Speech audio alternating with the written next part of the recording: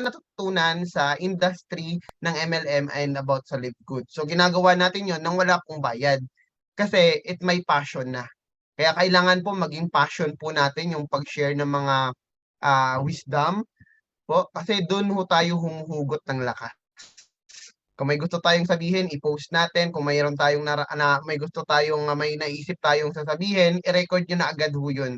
Kasi pag hindi nyo na-record agad yun, mawawala ho yun. Makakalimutan mo na yun. Kaya dapat gawin ho natin yun. So, before anything else, syempre mag-share po ako ng aking experience at kung ano ba talaga ang nagbibigay sa akin ng apoy, kung bakit po patuloy po natin ginagawa si Live Good. Unang-una sa lahat, kaya ko po siya ginagawa because of what we call dreams. Kasi may pangarap po tayo. Kayo po ba ay may pangarap? Kasi kung ikaw may pangarap, dapat ginagawan mo ng paraan. So, si Live Good, isa sa mga way, isa po siya sa mga instrumento na binigay sa atin kung bakit naka-join tayo. It's just because si Live Good ay pinakamabilis na way para makuha natin yung pangarap natin. Ako po yung tao, ako po yung elementary pa lang pag pinag-drawing po ng teacher ng bahay kubo or ng sabihin bahay, kahit bahay kubo lang po yung bahay namin, ang sinusulat ko po lagi mansyon. Ang sinusulat ko po, ang dinodrawing ko po lagi yung may swimming pool, yung may sasakyan. Ganun po ako, bata pa lang po mapangarap na ako. Kasi po, nangangarap po ako kasi yung buhay po namin hindi naman masagana. Mahirap lang sa probinsya ng Iloilo. Actually, pag wala kang pera doon, okay lang. Kasi nga, malapit ang dagat, mamimingwit, malapit ang ilog, malapit ang bukid, may mga puno ng niyog, may mga pananim. Wala ho kaming pera, pero kinaya naming mabuhay. Pero ako po yung taong may pangarap at nakikita ko na yung simula ho nung napunta sa Maynila yung mga magulang ko, maliit pa po ako noon, no? Grade 1, grade 2. Nagpunta sila sa Maynila at hindi ko pa maintindihan yung buhay kung bakit kailangan namin maghiwalay. Kasi bilang bata, ang nararamdaman mo lang saya, laro, tulog, kain. Hindi ko po alam yun. Yun pala, kailangan nilang pumunta ng Maynila kasi gusto nila maghanap ng hanap buhay kasi mahal na ang bilihin, tumataas na ang mga bilihin at lumalaki ng mga anak nila at di na nila kayang tustusan yung pag-aaral. So kailangan nila kaming iwan. Tatlo kami magkakapatid, nasa probinsya ko kami, lola po ang nag-alaga sa amin. Ilang taon po kami nilagaan ng lola namin hanggang sa makapagtapos po ako ng elementary at yung ate ko naman makapagtapos ng high school. Nung elementary po ako, nag-graduate ako ng elementary, ginalingan ko po. Top 2 po ako sa buong klase namin. Sa buong school, top 2. Kasi naniniwala po kasi ako na kapag ka ikaw po ay may pinag-aralan at ginalingan mo, hindi lang doon sa recognition na matatanggap mo sa school, kundi naniniwala ako na mapapauwi ko sila mama. Ginalingan ko kasi gusto ko umuwi sila umakyat sila sa stage, pero hindi po sila umuwi. Yun yung malungkot kasi nga, ginalingan mo na pero hindi mo na pauwi. Yun pala, pera, wala kayong pera, wala pamasahe. Kaya hindi mo naiintindihan ang kwento ng buhay Hindi mo naiintindihan kung bakit nangyayari yun. Kaya nung dumating ng high school, inimbitahan po nila ako. Pumunta po ako ng Maynila, dito po ako nag-high school. Alam niyo po ba kapag ikaw probinsyano, pag pumunta ka ng Maynila, maa-amaze ka, lalo na pag gabi ka dumating, makikita mo yung mga ilaw. Wow, ang ganda ng Maynila. May mga ilaw. Sa probinsya, wala madilim. Di ba? Kasi para ka nag-ano pa, pumasok ka ng Maynila, makikita mo parang maganda yung yung buhay dito. Pagdating po doon sa bahay namin, no, hindi naman sa pag-ano, no, squatters area lang pala sa squatters area po kami. Isang kwarto lang. Yung isang kwarto na 4 na sulok, andun na lahat. Andun na ang kusina, andun na ang banyo, andun na higaan, sala, and everything.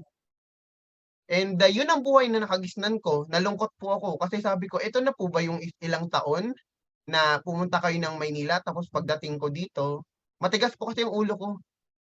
Ako po yung nagre-rebelde po, inaaway ko yung mama ko, papa ko, kasi nga, ginagalingan ko sa school, pero hindi sapat kasi nga, may gastos sa school. Ginagalingan mo na lahat-lahat, pero may, ganun pong reality Kailangan mong bumili ng project, wala kang pambili, doon ako bumabagsak. Kailangan mong gumastos ng ganito, umaten ng mga ganito, may bayad. Hindi po ako umaten, wala po kasi kaming pera. Hindi sapat na matalino ka lang.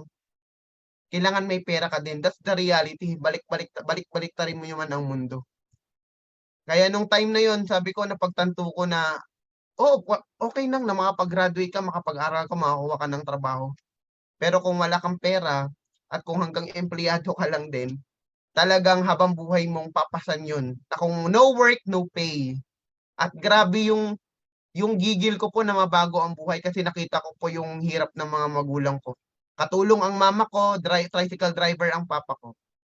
At kami po, pinapakain niya kami. Siyempre, papasalamat ako sa magulang ko at kahit paano po hindi nila kami ginutom. And dumating sa time na yung kapatid ko namatay, yun yung time na gusto mong tumulong pero wala kang magawa kasi wala ka namang pera. Mga magulang ko gustong ipa-hospital pero walang pang-hospital. Parang bumase na lang po sila dun sa albularyo kasi yun lang yung kaya nila. Kasi wala kaming pera. So dumating po sa punto na gusto mong pa-hospital pero wala kang pera. Kaya nagkasisihan po kami, nag-away po kami ng mama ko, nagrebelde po ako kasi kasalanan niyo po kasi yun. Kasi hinayang niyo po yung oras niyo sa ganito ganyan, wala po kasi tayong pera, kasalanan niyo po. Kaya tinanggap ko na lang po yun, naging bumaba po ang grades ko, nag-high school po ako, graduate po ako, wala po ako sa honor, and kasi yun po yung naranasan ko, yung iniwan kami ng magulang ko, nangungupahan lang po kasi kami dito sa Manila, wala kaming sariling bahay, and tinanggap ko po yun na yung magulang ko sobrang hirap namin, sinisingil na kami ng bahay, may mga utang. Ang mama ko kasi magaling po sa pangungutang. Magaling po siya sa pangungutang, kaya sinisigil na kami, wala na kaming mababayad.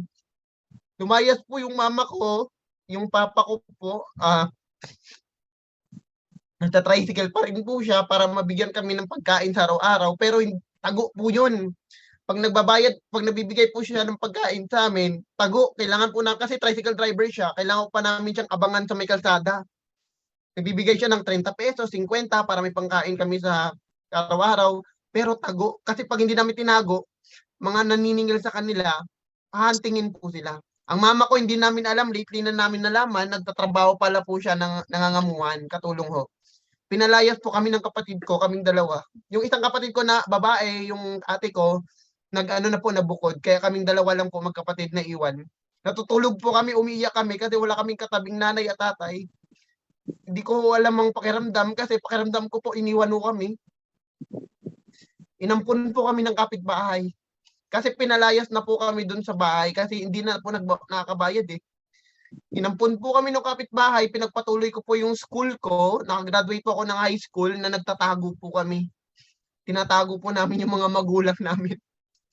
Alam niyo po yung bigat na wala naman po akong kasalanan, wala naman akong ginawang hindi maganda, pero yung karma, na hindi mo maintindihan kung deserve mo ba yung karma. 'Di ba? Kaya ang bigat-bigat po sa loob namin. Kaya kung bakit gusto kong mabago ang buhay ko, kung bakit gigil na gigil po ako mabago ang buhay dahil po sa mga naranasan naman sa buhay. Na kahit ganun po ang mga magulang ko, sila pa rin po yung pinaka-deepest why ko. Kaya kung gaano man po kasama ang magulang mo or kung gaano man po ang kakulangan ng mga magulang mo, hindi po yun sapat para awayin po sila. Kasi I learned in my experience ko po. Mahal na mahal ko sila at hindi po nila kasalanan kung bakit ganun po yung kanilang kapalaran. Kaya kung buhay pa po ang mga magulang nyo, gawin nyo po yung lahat. Huwag nyo pong aksayahin ang panahon na mawala lang sila sa mundo na hindi nila maranasan yung magandang buhay. Kasi yan po ang rason kung bakit kailangan natin mabuhay, hindi lang para sa sarili natin, kundi para din sa mga mahal natin sa buhay. And kung bakit napabilang po ako sa Live Good at sa MLM, dahil nga may pangarap po ako, nagtrabaho po ako, 4 years, naging SM Promodizer po ako sa SM North, naging SM Promodizer din po ako sa lahat ng SM na ata pinasukan ko. And take note po high school graduate lang po ako. Wala pa akong tinapusan. Alam niyo po, ang mama ko kahit na wala kaming pera, sabi niya, "Nak, etong 14,000 mag-enroll ka po sa New Era College," sabi niya sa akin, "Mag-enroll ka sa New Era, eto 14,000." Alam niyo po tuwang-tuwa ako kasi magka-college na. Dala ko po yung 14,000. Pumasok po ako sa school kasi enrollment. Alam niyo po, nung pagpasok ko, nakita ko nakapila sa cashier. Nakita ko po may mga libro, may mga kasama ng bibit-bitin. Yung dala ko, yung pambayad lang sa tuition, hindi ko po inisip na may babayaran pang iba. Malapit na ho ako sa cashier, umatras po ako. Hindi ko po tinuloy. Kasi unang-una sa lahat, yung 14K na dala ko, hindi ko alam kung hanggang doon lang yon or may mapoproduce pa yung magulang ko. Hindi ko alam. Umuwi po akong umiiyak kasi sabi ko, "Ma, ito ng 14, balik nyo na lang po ito. Hindi na po ako mag-aaral kasi nahirapan na po kayo sa amin, dadagdagan ko pa ba?"